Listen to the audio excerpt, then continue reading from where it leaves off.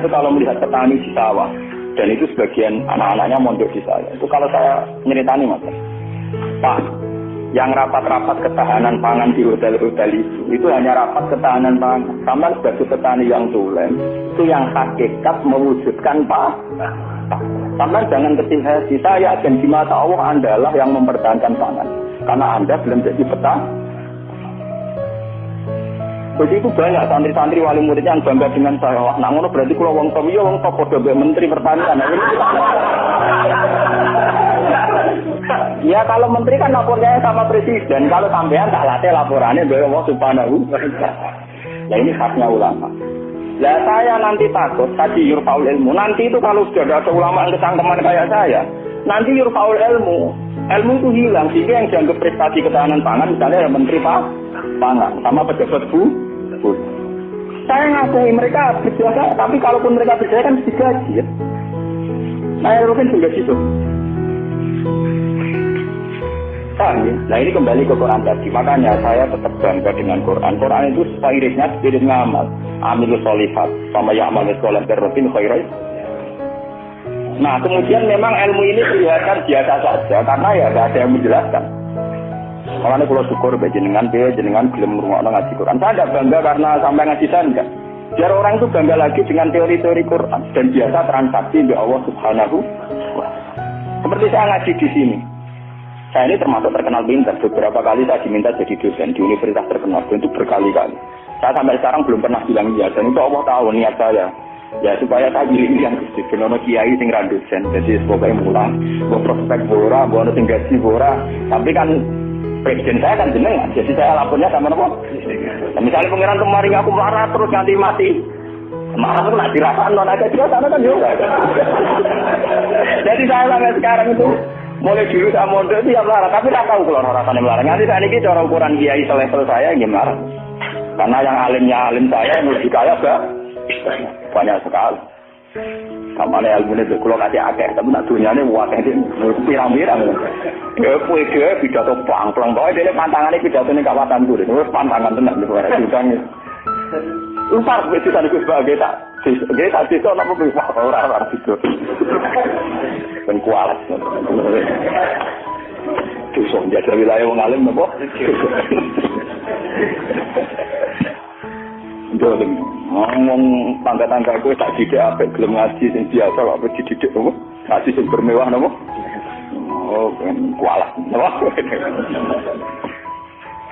jadi ini penting kalau terangkan termasuk yurfaul ilmu itu guys nanti kalau per individu termasuk mahasiswa termasuk santri yang biasa lihat TV kalau per individu hanya mengapresiasi pejabat-pejabat misalnya ketahanan pangan daripada mengapresiasi penggone sing ngutangi dan itu menjaga nopo itu akan bahaya bagi kelangsungan iman ya karena orang tidak biasa transaksi dengan Allah Subhanahu wa taala. Padahal dalam kitab-kitab diterangkan betapa banyak orang jadi wali hanya berdasarnya keimanan wong siji wong loro tanpa rapat-rapat yang disorot media nopo karena tidak ada di sana saya pernah cerita di sini ono wong maju iku sugih ra karuan wis sugih ro udah anak wae karena dia anak ayu karena dia masih tidak beragama mikir dia bocah ayu ngene kok tak ono rugen pintu tapi wong cilik tak rumah satu kok gede-gede dirasakno oke kalau dia mutusno dirasi dhewe napa karena dia maju bareng malam pengantin tiap apa ngeloni itu dicocok wis tok metu deh, ana wong ganggu bulan madu kan mangkel. Ono apa? Kulo niku gak balik meneh. Coba ublek, terus apa? Lampu cilik lho. Cender.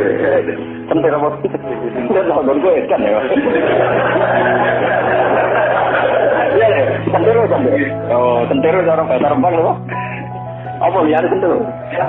Apa? Cender. Aku mirip. Salah ucap repot. Ublek orang nembakno keteringan kelapatan cender. Itu namanya bakat tak cender. Pasti kena. Ublek netral. Hampir diparani lagi itu sampai 3 kali. Barang 3 kali ngerti parani itu sih diparani kan itu Omar. Ternyata dia itu seorang janda sing anaknya itu kelaparan. Anaknya kelaparan gitu. Ditanya kenapa kamu ke rumah saya nak tak kerja kok melayu. Dia cerita, Pak Majusi, saya ini punya anak kelaparan semua, ingin makan. Kalau saya ingat anak saya mau memasakkan minta jenengan karena jenengan yang punya makan. Tapi kalau saya ingat jenengan Majusi dan saya seorang mukminah, niat itu saya urungkan betapa saya tidak ingin menjual iman. Terus entah ini kenapa dari si Majusi tadi. Ini mangan gandum, pokoknya segala yang diperlukan janda itu dan anaknya diambilkan terus diterus, dipikul dulu. Terus dia seorang raja. Diterus. Padahal dia niatnya beragak gudi. Buatan ini cerita iman. Biar sampai saya akan saksi bahwa Allah Subhanahu wa Ta'ala. Nanti nilainya nanti saya akan satu. Biar sampai biasa transaksi bahwa Allah Subhanahu wa Ta'ala. Terus dikasih. Nah cerita itu terbongkar. Itu justru karena antar wali. Ini ada seorang wali. Dia mimpi di Ka'bah. Dia zaman dulu itu masih mungkin orang tidur di seputar matok Bentoas. Dia seorang wali Abdal. Dia tidur bersama Rasulullah. Hei Fulan, hei wali Fulan, saya titip salam pada orang itu. Ternyata orang itu yang disifati Nabi itu orang Majusi yang di kampung terkenal paling arogan. Mergo ngrabi anake. Ketika dia tahu bahwa Majusi yang dititipi salam Rasulullah itu begitu, dia mengurungkan niat. Mau Rasulullah salah alamat, salah kirim salam. Jadi kan nggak mungkin. Masa Rasulullah salah kirim apa? Salam. Setua kok takokno rapote elek kabeh. Niku wong Majusi sing saking kurang ajar yang rabi anak. Akhirnya dia memaksakan konfirmasi. Wong Majusi ini diparah. Ya Majusi, saya ini tanya tangga-tanggaan. Dan sudah ada yang cerita bahwa ada orang benar. Tapi aku ini gue salamnya sama Rasul. Pasti kamu punya perilaku yang spesial, yang hebat. Majusi langsung iman. Asyhadu an la ilaha illallah wa anna Muhammadar Rasulullah. Nabimu kan nabi benar. Perilaku saya tadi malam tidak seorang pun yang cerita. Wah sudah iman, ya langsung oleh anak, ya langsung nopo. Padahal nggak disorot media massa dan itu perilaku perto. Begitu juga di kitab-kitab pada cerita seorang lonte, seorang WTS. Dia setelah melakukan aksi kelonteannya pulang. Ngerti asu dilat-dilat ning tanah, dia menafsirkan itu pasti kehausan. Kalau bolak-balik cerita temriki dan itu ada di hadis sahih, karena lonte gak priayi. Malah buat santri ora iso, lonte kelebihannya kan gak napa? Ya, itu dene nganggo sepatu budhe medun ning sumur. Terus dicopot. Setelah ngambil air dicopot sepatu budhe. Karena tangannya dua digongkrang-ranggang munggah. Ya mau mergo ra priayi iso wae kan mergo napa? Ra priayi. Orang priayi kan gak mergo ya. Orang priayi jarian dia oleh munggah-munggah. Memang ini cerita tentang hadis sahih. Setelah diminumkan anjing itu, Allah syukur sekali karena ada makhluk yang diselamatkan di lonte dan diparingi tobat jadi orang. Lu apa susahnya sih kayak dengan saya masih rugen semua. Coba kita ini kan sering menyelamatkan nyawa. Paling tidak anak kita kelaparan kita berikan susu. Istri kita kelaparan kita berikan nasi. Kita ini berkali-kali menyelamatkannya. Tapi kita tidak pernah bangga karena kita nunggu bangga kalau kayak menteri, kayak presiden. Lalu iman kamu di mana? Lalu posisinya Allah yang nilai kamu? Kita ini mukmin yang geblek, paham? Mukmin yang bodoh. Malah nih TV itu keseringan. Bener cocokan dua bagi, ini itu cocokan antar orang alim. Lu boleh nanti liang lah, namun kalau bagi, mencoba tak kita nih mantel, tapi kan ada sebut jenis ya. Tapi dia tetap ngakoni. Mati man kesunan ngalim, macam nanti dia jalan apa? Lepas itu subuh yang ada apa? Dia baru sadar. Ya makanya saya ini kalau baca wahyu, ya tadi termasuk wahyu Paul. Orang yang kadang bergelar-gelar yang hebat. Kadang masih melakukan kebodohan dalam imannya, yaitu nganggap prestasi yang kayak presiden, kayak menteri. Sementara penyelamat-penyelamat nyawa yang lewat aksi-aksi personal tidak gini. Quran itu dawe Allah Subhanahu wa Ta'ala. Allah sing duwe langit, duwe bumi, wae ngangge tarif miskola dzarrah. Tarife pangeran mau miskola sekecil apapun amal Anda, tak miskola tetap tak hitung jarang. Kenapa kita manusia sombong? Ngitung amal itu yang disorot. Ngitung prestasi itu yang diakui publik. Kita ini jadi mukmin yang bodoh. Bodoh. Mulane kira awake aku percaya santekno wiridan. Awali ketok tangan. Karena iman kamu itu iman yang bodoh. Mulane tobat, penting ngaji tobat. Napa? Makanya nanti ya, karena saya tidak bisa mimpin sholat tasbih satu muhadam. Nanti saya mimpin sholat tasbih di sini setelah maghrib. Mungkin asing nggak agak akhir ya, karena ya pokoknya begitu kan. Saya itu bukan ingin papan, ngiling-ngilingan ya. Kalau ciri utama ulama itu mengingatkan akhirat, mengingatkan eksistensi Allah Subhanahu. Sama rasa hormat pulau kalau bolak-balik haram zaman bertamu dengan pulau teng kembang lokal. Sama pulau Bojonegoro nggak berbojon. Terus aku bagus banget, pesuan di malah tambah itu, tolong disaran no. Itu bingung. Negeri ngaji, pun kalau nak ngaji di Bojonegoro salaman diulang oleh kalau kan ngomongin lucu. Kenapa salaman diulang oleh? Karena bosnya bertenang. Kalau tuan mumpung ketika ulang beri gue, jangan kemu. Dari mumpung ketika ulang beri itu, jangan kemu. Oh santri ala, saya lagi sebentar kasih salaman. Repot. Nah ini penting kalau aturakan. Jadi sebetulnya masalah utama manusia itu sejauh mana, masalah iman ya. Sejauh mana kita sering kontrak ambil Allah Subhanahu. Nah ini juga yang dilakukan Rasulullah. Ketika ada sahabatnya sudah pinter, karena tidak meminta beliau urusan dunia, ya tidak minta beliau urusan apa? Ya, Nabi hanya minta, fa'inni ala nafsika bikasrotis. Aku jaluk tulung kue. Yang penting kue sujudem ya sering. Jadi kamu Nabi kamu itu aja ngandalo takut toh, tapi gue dewe ora tahu sujud. Nabi ora tahu sujud itu artinya ora tahu transaksi be Allah Subhanahu wa taala. Gue ora tahu ta'alluq, ora tahu gandrung ning gone Allah Subhanahu wa taala. Makanya nanti saya secara tegas sebagai simbol saya paling enggak pulau jenengan dan jenengan ya sudah jauh-jauh datang. Ini kalau orang rumah turun saya ada pulau, paham ya. Jadi kadang wonten kados kadang dua cerita, cuma sidinan waktu itu di Gunung Kidul, ben aku teperan matur nuwun ada aku Rembang, tetap masuk nopo, sudah sama rata gede gede, tetap masuk pulau, tetap nopo, sangkem neta lah, Gunung Kidul kok ada Rembang, paham ya nopo, jadi tetap menang pulau, cara ganjaran tetap kata pulau, dan saya ngambil jalan hitung, rapi ingat, paling gampang hitung berkota batu. Ada yang ngerasa bodoh terus ngaji, ya itu ngapis. Itu apa? Kalau kalian ini malah. Saya baca hadis itu nangis. Jadi wahyu faul ilmu. Ilmu dilanggar termasuk ilmu prestasi. Tak? Kenapa kalau yang melakukan seorang presiden, seorang menteri itu menjadi prestasi yang luar biasa? Kita yang berkali-kali melakukan prestasi penyelamatan nyawa, orang rasa duwe apa? Prestasi. Akhirnya syukur kita sama Allah Ta'ala kurang hanya karena merasa tidak punya prestasi. Padahal kita punya prestasi berkali-kali. Oh sama tak cerita ini ben iman kan. Rasulullah nak dawuh itu detail sekali sampai ngendikan kowe iku nggawa kayu ke hutan terus kamu jual di pasar. Setelah kamu jual di pasar kamu kasihkan ke ibu kamu, ke anak kamu dan menjadikan mereka hidup. Itu sudah sedekah yang luar biasa. Sampai Nabi nyontono hatta matat ala fi simraatika. Jika yang kamu bikin untuk mulut istri kamu, matat ala fi sim. Ini wonten cerita. Nabi Musa pernah tanya sama Allah, ya Allah, saya ini kalau di surga sama siapa? Itu dia pemuda, wongnya dempal kalau rugen, hasil wong larat kan apa dempal. Tukang golek kayu, guys. Dan ini rugen alhamdulillah itu ngelakoni. Jadi tukang ukir kayu tapi orang golek nopo. Ternyata lah itu duit orang bikin untuk duit 20.000. Itu yang karena orang Arab itu melaratlah pakanannya roti, paham? Semua Arab lain melaratlah pakanannya nopo. Roti daging. Jadi orang Arab itu roti yang unsurnya itu tengahnya 3 daging. Ini gitu kan roti. Yang separuh dipangan dia, separuh digantung. Digantung tengguwo karena ibunya sudah lumpuh.